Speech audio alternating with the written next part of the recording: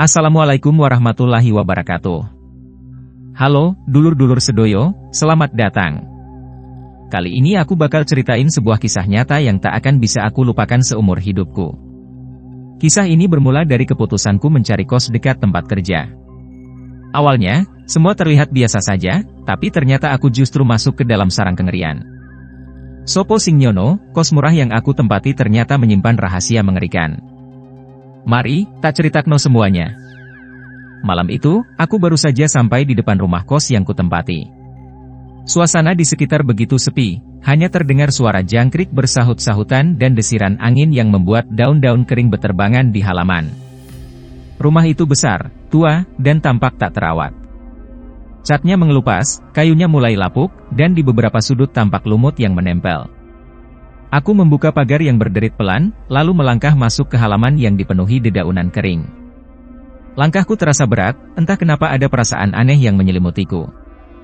Bau menyan masih tercium di udara, bercampur dengan aroma tanah basah sehabis hujan sore tadi. Aku menelan ludah, berusaha menenangkan diri. Mungkin cuma perasaan aja, pikirku. Begitu pintu rumahku buka, suasana di dalam lebih sunyi daripada di luar. Ruang tamu yang hanya diterangi lampu redup terasa lengang. Kursi goyang di sudut ruangan tampak bergoyang pelan meskipun tidak ada angin yang berhembus. TV menyala tanpa suara, hanya menampilkan layar biru tanpa siaran. Aku melangkah melewati ruang makan. Di sana ada meja panjang dengan beberapa kursi, namun yang menarik perhatianku adalah sosok bapak tua yang duduk membelakangiku. Dia duduk diam di kursi goyang yang sama seperti siang tadi, tubuhnya tampak kaku seperti patung. Mataku tertuju pada kakinya yang tak bergerak sedikit pun, tapi ada sesuatu yang lain. Aku terpaku.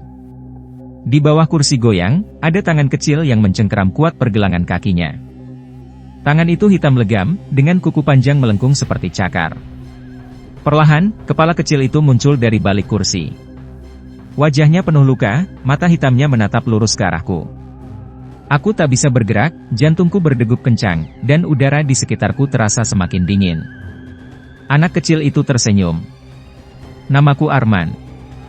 Aku seorang fotografer lepas yang sedang bekerja di sebuah studio kecil di pinggiran kota. Sejak dulu, aku memang hobi fotografi, dan kebetulan, seorang fotografer senior melihat hasil karyaku di media sosial. Dari sanalah aku ditarik untuk bekerja di studionya. Lokasinya cukup jauh dari rumahku, sekitar 1 jam perjalanan dengan motor. Awalnya, aku masih bolak-balik dari rumah ke studio, tapi lama-kelamaan, perjalanan jauh setiap hari membuatku kelelahan. Akhirnya, aku memutuskan untuk mencari tempat kos yang lebih dekat dengan tempat kerja. Mencari kos di daerah ini ternyata tidak mudah. Lingkungannya masih cukup sepi, rumah-rumah berjauhan, dan kebanyakan tempat kos sudah penuh. Rata-rata, yang tersedia adalah rumah kontrakan untuk keluarga, bukan kamar kos untuk individu. Aku sempat bertanya kepada beberapa orang, tapi jawabannya selalu sama, penuh, Mas. Aku hampir putus asa sampai akhirnya, secara tidak sengaja, aku menemukan rumah kos yang terletak di seberang bengkel tambal ban. Saat itu, motorku bocor, dan aku harus menambal ban di bengkel kecil di pinggir jalan. Ketika sedang menunggu, aku bertanya kepada si pemilik bengkel, seorang pria paruh baya. Pak, di sekitar sini ada kos yang masih kosong. Tanyaku. Si bapak hanya diam sebentar, seperti ragu, sebelum akhirnya istrinya yang sedang menggendong anak di belakang menyahut, itu, Mas, depan sini ada rumah kos. Kosong, kok? Belum sempat aku merespons, si bapak buru-buru menegur istrinya, seolah-olah dia tidak ingin hal itu dibicarakan. Aku melihat ke arah yang ditunjuk si ibu. Sebuah rumah besar berdiri di seberang jalan, sedikit tertutup pepohonan. Bangunannya tampak tua dan tidak terawat, dengan cat yang mulai pudar dan jendela-jendela yang tertutup rapat. Pintu gerbangnya tinggi, tapi tidak ada bel atau tanda-tanda penghuni di dalamnya. Aku mendekat dan mengetuk pagar, "Permisi." Beberapa saat kemudian, pintu rumah terbuka, dan seorang ibu tua muncul. Rambutnya digulung rapi, kulitnya penuh keriput, tapi matanya masih tajam. "Cari apa, Nak?" Suaranya terdengar ramah. "Saya cari kos, Bu. Katanya di sini ada kamar kosong." Si ibu tersenyum tipis, lalu membukakan pagar. "Masuk aja, lihat-lihat dulu." Begitu aku melangkah ke dalam, aku langsung merasakan sesuatu yang aneh. Halamannya penuh dengan daun kering, dan udara di sekitar terasa lebih dingin dari seharusnya. Rumah ini jelas sudah lama tidak dihuni dengan baik. Ada bau lembab bercampur sesuatu yang tidak bisa aku kenali, seperti sisa dupa atau menyan yang telah padam. Di dalam rumah, suasananya gelap. Hanya ada cahaya dari lampu pijar yang redup. Perabotannya tampak tua, sebagian besar terbuat dari kayu jati yang mulai berdebu. Di ruang tamu, ada satu kursi goyang yang ditempati seorang pria tua. Dia hanya duduk diam menghadap TV yang menyala tanpa suara. Matanya kosong, tangannya gemetar sedikit saat menggenggam sandaran kursi.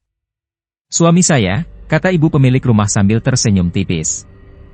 Aku hanya mengangguk, sedikit tidak nyaman dengan suasana rumah ini. Lantai atas masih ada kamar kosong. "Mau lihat?" Aku mengikuti ibu itu menaiki tangga kayu yang berderit setiap kali diinjak. Lorong di lantai atas panjang dan sempit, dengan 5 pintu kamar berjejer rapi. Aku melihat ke sekeliling, merasa ada sesuatu yang aneh. Rumah ini terlalu sunyi. Tidak ada suara sama sekali selain langkah kaki kami. "Kamu bisa pilih kamar ini," kata si ibu, membukakan pintu kamar nomor 3. Begitu masuk, aku melihat sekeliling. Kamarnya cukup luas, dengan ranjang kayu jati tua, lemari besi, dan satu kursi di pojokan. Di dinding, tergantung 2 foto lama pasangan suami istri. Wajah mereka tampak serius, seolah sedang mengawasiku. "Kalau fotonya ganggu, bisa saya turunkan," kata si ibu. Aku menggeleng. "Tidak usah, Bu." Si ibu tersenyum. "Di sini, dapat makan 2 kali sehari. Pagi dan malam." Aku terkejut. "Oh, biayanya berapa, Bu?" 100.000 sebulan. Aku nyaris tidak percaya. "Murah sekali. Apalagi sudah termasuk makan 2 kali sehari." Tanpa pikir panjang, aku langsung membayar uang muka. Aku merasa beruntung bisa mendapatkan tempat tinggal semurah ini, dekat dengan tempat kerja pula. Saat itu, aku tidak tahu bahwa keputusan ini akan membawaku ke dalam pengalaman paling mengerikan dalam hidupku. Hari pertama aku tinggal di kos itu berjalan biasa saja. Malam itu, setelah pulang kerja, aku langsung menuju kamar, membereskan barang-barang, lalu berbaring di tempat tidur. Meski suasana kamar terasa aneh, aku berusaha mengabaikannya. Mungkin karena aku masih menyesuaikan diri dengan tempat baru. Jam menunjukkan pukul 11 malam. Aku mencoba tidur, tapi suara-suara aneh mulai terdengar. Awalnya hanya samar, seperti ada seseorang yang berjalan di lorong di luar kamarku. Aku berpikir mungkin itu ibu pemilik rumah atau suaminya. Tapi semakin lama, suara langkah kaki itu semakin jelas. Tidak seperti langkah kaki manusia biasa, tapi seperti sesuatu yang menyeret dirinya di lantai kayu. Aku menahan napas. Aku mencoba mengabaikannya, tapi kemudian terdengar suara lain. Di dinding kamar, tepat di samping tempat tidurku, ada suara seperti kuku yang mencakar permukaan kayu. Cekrek, cekrek, cekrek. Jantungku berdebar. Aku menoleh ke arah dinding dan mencoba mendengarkan lebih saksama. Suaranya seperti berasal dari kamar sebelah. Tapi, bukankah siang tadi ibu pemilik rumah bilang kalau aku satu-satunya penghuni di lantai atas? Aku menegakkan badan dan mendekat ke dinding, mencoba memastikan sumber suara itu. Perlahan, aku mengetuk dinding, berharap suara itu berhenti. Sesaat semuanya hening. Aku menghela napas lega. Mungkin cuma suara kayu tua yang memuai. Tapi kemudian, cekrek, cekrek, cekrek. Lebih keras. Lebih cepat. Aku terdiam, keringat dingin mulai mengalir di pelipisku. Lalu sesuatu yang lebih buruk terjadi. Dari bawah pintu kamarku, aku melihat bayangan. Ada seseorang berdiri di luar. Aku menatap lekat-lekat, menahan napas. Bayangan itu diam di sana selama beberapa detik, lalu bergerak, menjauh, seolah berjalan kembali ke ujung lorong. Aku berusaha berpikir logis. Mungkin itu ibu pemilik rumah yang berpatroli di malam hari. Tapi siapa yang mencakar dinding kamarku? Aku memutuskan untuk tidak terlalu memikirkannya dan mencoba tidur. Setelah beberapa saat, rasa kantuk mulai mengambil alih, dan aku pun tertidur. Namun, malam itu belum berakhir. Aku terbangun dengan perasaan aneh. Udara di kamar terasa jauh lebih dingin dari sebelumnya. Aku melirik ke jam di ponselku, pukul 2.30 pagi. Kemudian aku mendengar sesuatu. Suara kunyahan. Perlahan, aku menoleh ke arah pintu. Dari bawah celah pintu, aku melihat sesuatu yang membuat bulu kuduku meremang. Ada bayangan bergerak di bawah meja makan di luar sana. Aku bisa melihat siluet seseorang, atau sesuatu, sedang duduk di lantai, membungkuk, dengan gerakan aneh. Aku berusaha mengatur napas. Aku tahu sesuatu di luar sana sedang makan, dengan rakus. Suara kunyahannya jelas. Basah. Berlumuran sesuatu. Aku ingin mengabaikannya, berpura-pura tidak mendengar, tapi rasa penasaran mengalahkan ketakutanku. Perlahan, aku turun dari tempat tidur dan berjalan mendekati pintu. Dengan hati-hati, aku menempelkan mata ke celah di antara pintu dan dinding. Saat itulah aku melihatnya. Sosok itu duduk di lantai, membelakangi pintuku. Tubuhnya besar, dengan rambut panjang menjuntai ke lantai. Tangan kurusnya mencengkeram sesuatu, seekor ayam mentah, dan ia melahapnya dengan rakus. Darah ayam itu menetes ke lantai, bercampur dengan air liurnya. Aku terpaku. Perlahan, sosok itu berhenti makan. Kepalanya menoleh ke samping. Dan saat itu juga, aku tahu, dia menyadari keberadaanku. Aku mundur perlahan, menahan napas sekuat tenaga. Aku tidak ingin dia tahu aku melihatnya. Aku meraih gagang pintu, memastikan kuncinya terkunci. Lalu, tanpa peringatan, sosok itu berbalik. Mata hitamnya menatap langsung ke celah pintu tempat aku mengintip. Aku hampir berteriak, tapi tanganku menutup mulut sendiri. Sosok itu mendekat. Aku bisa mendengar napasnya yang berat dan serak, terdengar seperti seseorang yang menggeram di tenggorokannya. Aku mundur, meraih selimut, lalu menariknya hingga menutupi tubuhku sepenuhnya. Aku mencoba menenangkan diri, meyakinkan diri bahwa itu hanya mimpi buruk. Aku tidak tahu berapa lama aku bersembunyi di bawah selimut. Aku hanya ingat bahwa suara itu akhirnya menghilang. Tapi satu hal yang pasti. Aku tidak lagi sendiri di rumah itu. Keesokan paginya, aku terbangun dengan tubuh lelah dan kepala pening. Malam tadi, aku nyaris tidak tidur setelah melihat sosok itu di luar kamarku. Aku mencoba meyakinkan diri bahwa itu hanya mimpi buruk atau efek kelelahan setelah bekerja seharian. Tapi semakin aku berpikir, semakin sulit untuk mengabaikan apa yang telah kulihat. Aku turun ke lantai bawah dengan langkah ragu. Ruangan masih tampak seperti sebelumnya, sepi dan terasa lembab. Begitu aku sampai di ruang makan, mataku langsung tertuju ke meja tempat aku melihat sosok itu semalam. Tidak ada jejak darah, tidak ada tanda-tanda bekas makanan. Semua tampak bersih seperti biasa. Aku melangkah ke dapur, tempat ibu pemilik rumah sedang menyiapkan sarapan. Aroma nasi goreng tercium di udara, seolah-olah tidak pernah terjadi apa-apa. Selamat pagi, Mas Arman, sapanya dengan senyum ramah. Aku mencoba tersenyum balik, meski tubuhku masih diliputi ketegangan. Pagi, Bu.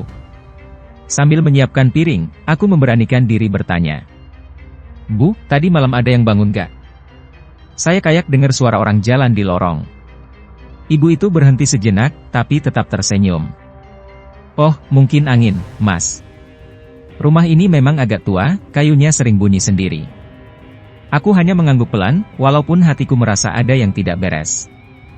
Hari itu, aku pergi bekerja seperti biasa. Aku mencoba mengalihkan pikiranku, tapi bayangan sosok semalam masih menghantuiku. Bahkan, saat aku sedang memotret klien di studio, aku merasa seperti ada yang mengawasi dari sudut ruangan. Berkali-kali aku menoleh, tapi tidak ada siapa-siapa. Malam harinya, aku kembali ke rumah kos dengan tubuh letih. Aku berharap bisa langsung tidur tanpa gangguan, tapi saat aku sampai di depan rumah, aku merasakan sesuatu yang janggal. Rumah itu tampak lebih gelap dari biasanya. Lampu-lampu yang biasanya menyala di teras dan ruang tamu kini padam. Aku merogoh kantong, mencari kunci, lalu membuka pintu dengan hati-hati. Begitu masuk, hawa di dalam rumah terasa lebih dingin dari biasanya. Aku melangkah ke ruang tamu dan melihat bapak tua pemilik rumah masih duduk di kursi goyangnya seperti biasa. Tapi kali ini, ada sesuatu yang berbeda. Aku tidak bisa menjelaskan perbedaannya, tapi ada sesuatu yang terasa salah. Cara bapak itu duduk, posisi tangannya, atau mungkin cara dia diam tanpa sedikit pun bergerak. Aku menelan ludah, mencoba mengabaikan perasaan itu, lalu naik ke lantai atas. Begitu aku sampai di kamarku, aku mengunci pintu rapat-rapat. Aku berusaha untuk tidak memikirkan apapun dan segera merebahkan diri di tempat tidur. Namun, sekitar pukul 2 dini hari, aku terbangun lagi. Udara di kamarku semakin dingin. Jauh lebih dingin dari sebelumnya. Aku merasakan sesuatu yang aneh, seolah ada seseorang yang berdiri di dekat tempat tidurku. Aku menahan napas, mendengarkan dengan saksama. Lalu aku mendengar suara itu. Tep, tep, tep. Langkah kaki pelan, seperti seseorang berjalan di dalam kamar. Aku ingin membuka mata, tapi rasa takut menahanku. Jantungku berdegup kencang. Aku bisa merasakan keberadaannya, berdiri tepat di samping tempat tidurku. Kemudian, suara itu berhenti. Keheningan yang mencekam. Aku mengumpulkan keberanian, membuka sedikit mataku. Dan saat itulah aku melihatnya. Sosok itu berdiri di sudut kamar, diam tanpa bergerak. Tubuhnya tinggi, dengan wajah hitam legam, matanya kosong dan dalam. Tangannya panjang, dengan kuku-kuku tajam melengkung. Aku tidak bisa bergerak. Tiba-tiba, makhluk itu mulai mendekat. Langkahnya perlahan, tapi pasti. Aku bisa mendengar napasnya yang berat. Aku ingin menjerit, tapi suaraku tercekat di tenggorokan. Saat makhluk itu hampir sampai di samping tempat tidurku, tiba-tiba terdengar suara lain dari luar kamar. "Mas, kenapa tidur di situ?" Aku tersentak dan menoleh ke arah pintu.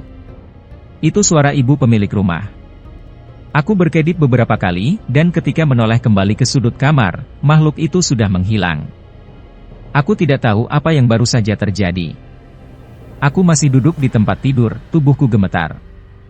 Aku mencoba menenangkan diri dan bangkit untuk membuka pintu. Di luar, ibu pemilik rumah berdiri dengan wajah khawatir. "Mas, gak enak badan." Aku tidak tahu harus berkata apa. Aku hanya mengangguk pelan. Ibu itu tersenyum, tapi ada sesuatu di matanya yang membuatku tidak nyaman. "Mas istirahat aja, ya." Aku kembali ke tempat tidur, tapi aku tahu satu hal. Rumah ini menyimpan sesuatu yang lebih dari sekadar rahasia. Malam berikutnya, aku bertekad untuk tetap terjaga. Aku tidak ingin mengalami gangguan seperti malam sebelumnya.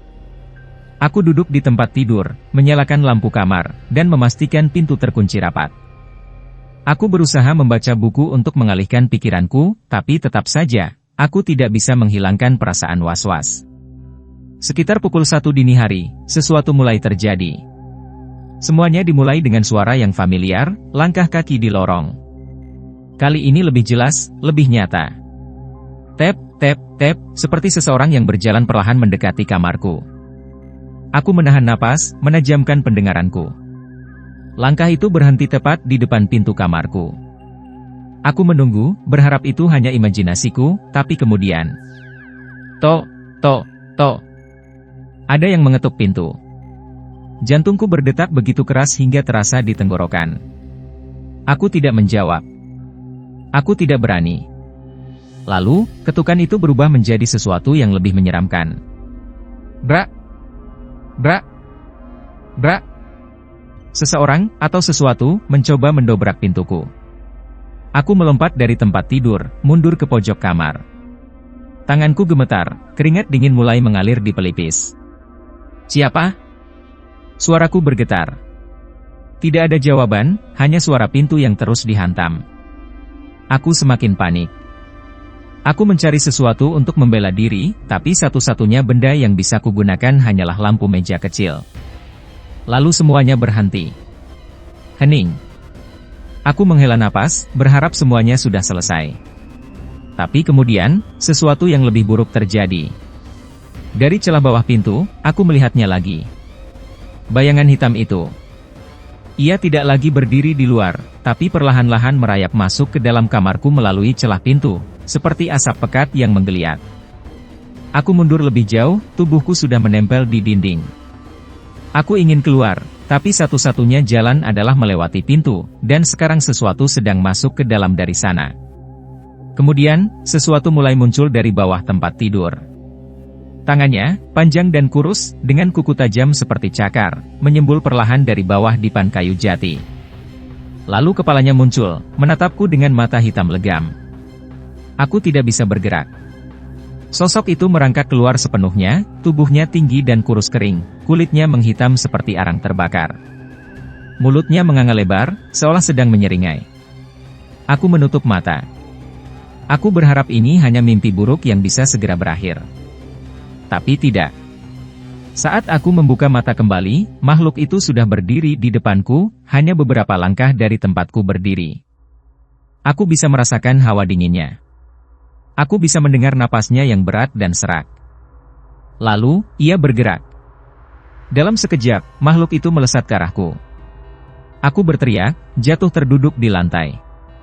Tangannya yang panjang hampir mencengkeram wajahku, tapi aku berhasil berguling ke samping dan meraih lampu meja, lalu melemparkannya ke arahnya. Lampu itu pecah, dan ruangan menjadi gelap. Aku meraba-raba mencari sesuatu, apa saja yang bisa kugunakan untuk bertahan. Aku mencoba meraih gagang pintu, berusaha membukanya. Terkunci. Aku bisa mendengar makhluk itu bergerak mendekat. Aku bisa merasakan kehadirannya di belakangku. Aku menutup mata dan membaca doa dalam hati. Lalu tiba-tiba, sesuatu terjadi. Dari luar kamar, terdengar suara-suara aneh. Suara langkah kaki lebih banyak, seperti ada beberapa orang yang berjalan di luar. Lalu suara seseorang berbisik, tidak hanya satu, tapi banyak. Aku menoleh ke arah pintu. Bayangan-bayangan mulai muncul di dinding kamarku, menari-nari dalam kegelapan. Mereka bukan hanya satu, tapi banyak. Aku merasa ada sesuatu yang lain di rumah ini. Bukan hanya makhluk hitam itu, tapi sesuatu yang lebih besar, sesuatu yang selama ini tersembunyi di balik rumah ini. Lalu aku mendengar suara dari luar. "Mas, keluar dari sana, sebelum terlambat." Aku mengenali suara itu. Suara bapak pemilik rumah. Aku semakin panik, tapi saat aku berusaha membuka pintu, sesuatu mencengkeram kakiku.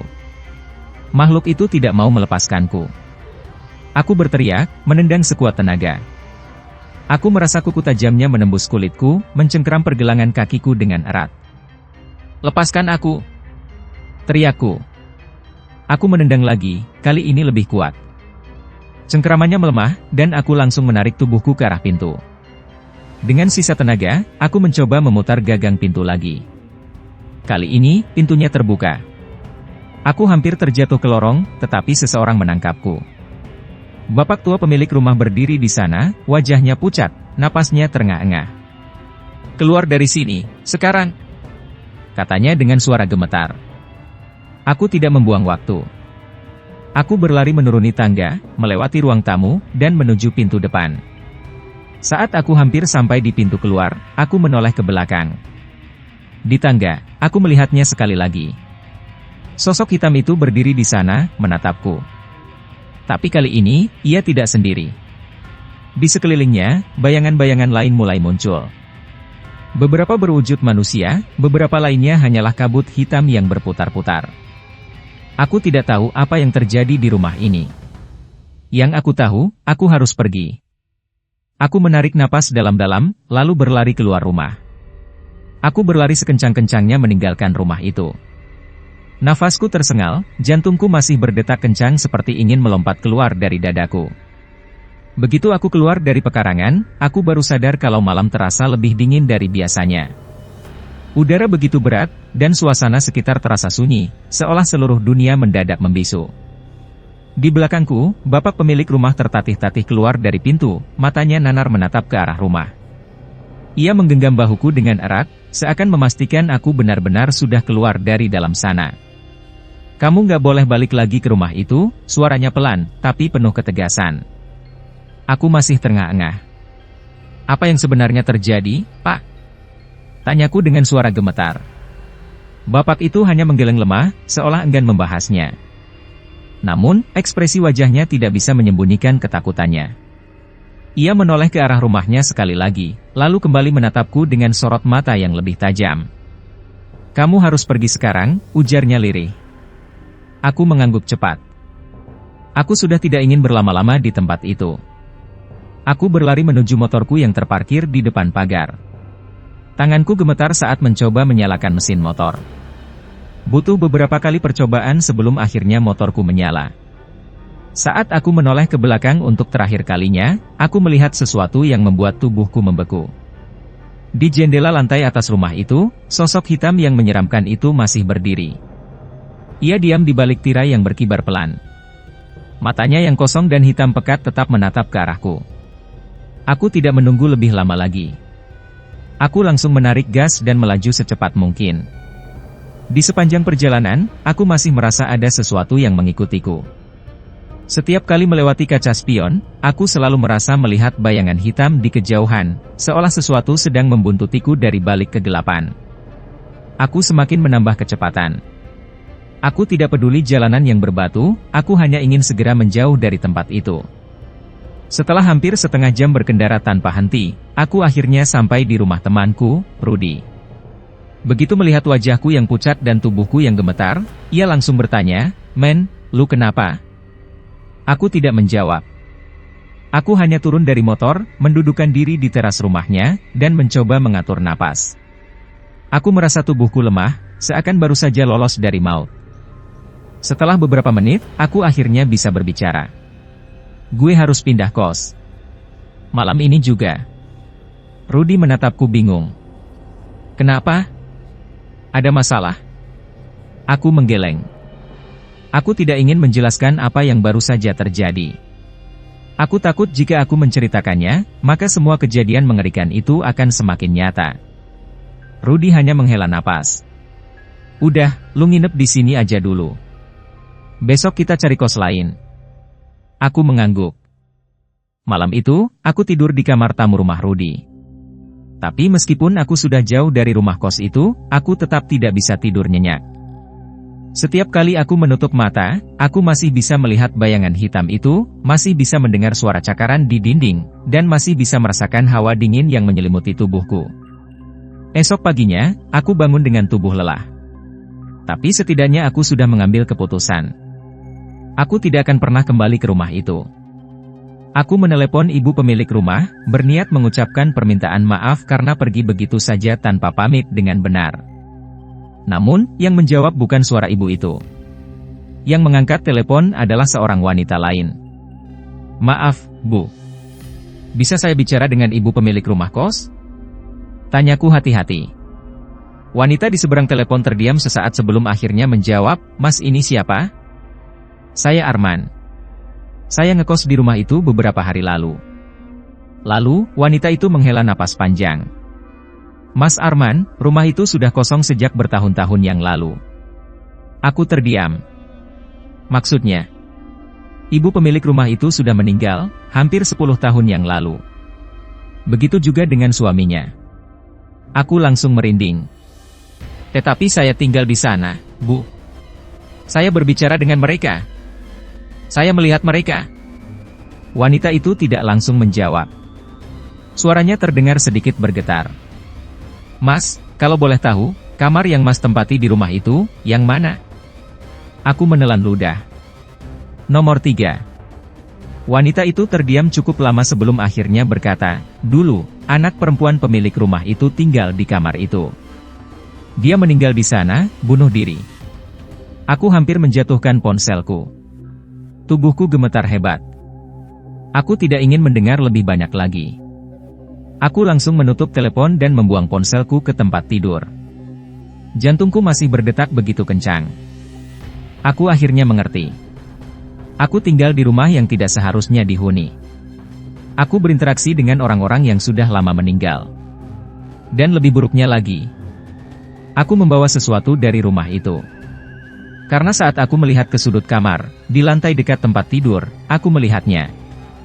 Bekas jejak kaki hitam, seperti seseorang baru saja berdiri di sana. Aku terpaku menatap jejak kaki hitam di lantai kamarku. Keringat dingin mulai mengalir di pelipisku. Rasanya seperti ada sesuatu yang masih mengawasiku, meskipun aku sudah jauh dari rumah itu. Aku memejamkan mata, berusaha mengatur napas. Ini cuma halusinasiku, ini cuma sugesti, bisikku pada diri sendiri. Tapi semakin aku mencoba meyakinkan diriku, semakin aku sadar bahwa semuanya nyata. Aku buru-buru meraih handuk dan berjalan ke kamar mandi. Aku menyalakan keran, membasuh wajahku berkali-kali, berharap sensasi dingin air bisa menenangkan pikiranku. Namun, saat aku menegakkan kepala dan melihat bayanganku di cermin, ada sesuatu di belakangku. Sosok hitam itu berdiri tepat di belakangku, lebih dekat dari sebelumnya.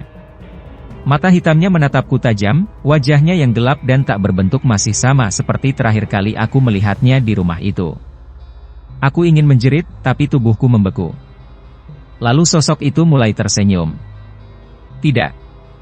Itu bukan senyuman biasa. Senyuman itu lebar, lebih lebar dari seharusnya, seolah wajahnya meregang dengan tidak wajar. Aku bisa melihat deretan gigi-giginya yang panjang dan tajam, seakan siap merobek dagingku kapan saja. Aku mundur dengan tergesa-gesa, hampir terpeleset di lantai kamar mandi. Saat aku menoleh kembali ke cermin, sosok itu sudah hilang. Aku ternganga, jantungku berdegup begitu kencang hingga terasa sakit di dadaku. Aku meraih gagang pintu dan keluar dari kamar mandi, berlari keluar rumah. Di luar, udara pagi masih terasa dingin. Matahari baru saja muncul, tapi cahaya keemasannya tidak memberikan kehangatan yang biasanya aku rasakan. Aku berdiri di halaman rumah Rudy, mencoba menenangkan diri. Aku mengambil ponsel dan menelusuri internet, mencari informasi tentang rumah itu. Setelah beberapa menit, aku menemukan sebuah artikel lama di situs berita lokal. Keluarga pemilik rumah ditemukan tewas secara misterius. Diduga terlibat praktik pesugihan. Aku membaca lebih lanjut. Anak perempuan mereka ditemukan bunuh diri di lantai atas rumah setelah beberapa kali mengalami keguguran. Sang suami mengalami stroke mendadak, sementara sang istri menghilang tanpa jejak. Warga setempat percaya bahwa kejadian ini adalah akibat dari perjanjian mereka dengan makhluk gaib. Tanganku bergetar saat aku membaca kalimat terakhir. Rumah tersebut kini dibiarkan kosong. Tidak ada satupun warga yang berani mendekat sejak kejadian itu. Aku merasakan perutku melilit. Bagaimana mungkin aku tinggal di rumah itu selama beberapa hari tanpa menyadari semua ini? Bagaimana mungkin aku berbicara dengan orang-orang yang sudah meninggal? Dan yang lebih buruk, kenapa makhluk itu masih mengikutiku? Aku segera menghubungi seorang ustaz yang direkomendasikan oleh Rudy.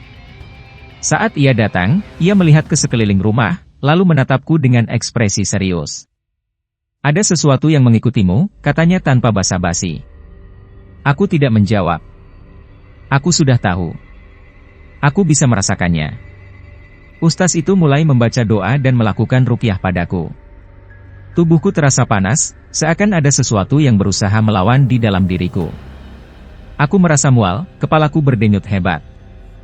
Lalu, di tengah-tengah doa, aku mendengar sesuatu. Suara tawa. Aku tidak tahu dari mana asalnya. Apakah itu hanya ada di kepalaku? Atau sesuatu sedang berdiri di sudut ruangan, mengawasi kami sambil tertawa pelan? Aku tidak berani membuka mata. Aku hanya menggenggam tanganku erat dan terus mendengarkan doa-doa yang dilantunkan ustaz itu. Beberapa saat kemudian, semuanya berhenti. Udara di ruangan terasa lebih ringan. Tubuhku tidak lagi terasa berat. Ustaz itu menghela napas panjang. Aku sudah mengusirnya, tapi ada kemungkinan dia akan mencoba kembali. Aku hanya bisa mengangguk, masih gemetar. Jangan pernah kembali ke rumah itu, tambahnya. Aku tidak perlu diingatkan 2 kali. Aku sudah bertekad untuk tidak pernah lagi mendekati tempat itu. Malam itu, untuk pertama kalinya dalam beberapa hari, aku bisa tidur tanpa gangguan. Namun, jauh di dalam hatiku, aku tahu semuanya belum benar-benar berakhir. Karena sebelum aku benar-benar terlelap, aku mendengar suara berbisik di telingaku. Kamu pikir aku sudah pergi? Dan aku tahu, ia masih ada di sini. Demikianlah kisahku. Aku pikir setelah keluar dari rumah itu, semuanya bakal selesai. Tapi ternyata, teror itu belum berakhir. Sampai sekarang, aku masih bertanya-tanya, apa makhluk itu benar-benar sudah pergi? Atau, dia masih menunggu di suatu tempat? Semoga kisah ini bisa jadi pelajaran buat kita semua. Kadang, harga murah itu ada sebabnya. Tetap waspada dan jangan gampang tergiur. Wassalamualaikum warahmatullahi wabarakatuh.